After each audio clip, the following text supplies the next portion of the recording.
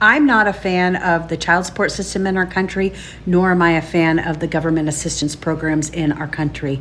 They both have issues that need to be addressed.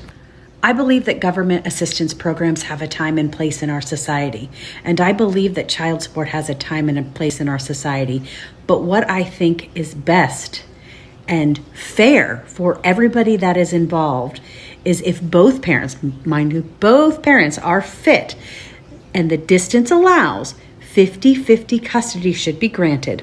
And at that point in time, there should be no child support. They should split medical expenses, school expenses, extracurricular expenses.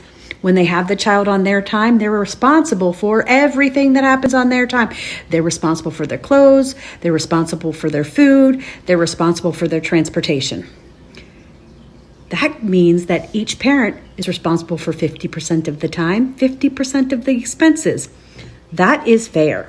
Now, if and when the time comes that you have 50-50 custody and 50-50 financial responsibility for your child and you are not able to physically afford your child, then you would need to rely on government assistance, which is, as far as I'm concerned, it's a bunch of bullshit. If you are able-bodied, do not have any type of medical disability, and do not have a medically complicated child that would require you to be home with them, there's no reason for you not to work. Our welfare systems are not there to fund your life so you can sit around on your ass and be lazy. They are there for people that are in a bind. A bind in somebody's life does not last 25 years. That's laziness. So now we look at this 50-50 custody with 50-50 financial responsibility. That's fair for mom, that's fair for dad. If all of a sudden mom decides she's never going to work again and can't pay the bills and put a roof over her head and feed her kid, well, that makes her an unfit parent. And guess what? Maybe custody should just go to dad. If you're an able-bodied human being and you refuse to go out into the world and support your child, if you can't feed them, and you can't afford to clothe them, and you can't afford to keep a proper roof over their head because you don't want to get a job, not that you can't get a job because you're choosing not to, are you really a fit parent? I don't think you are.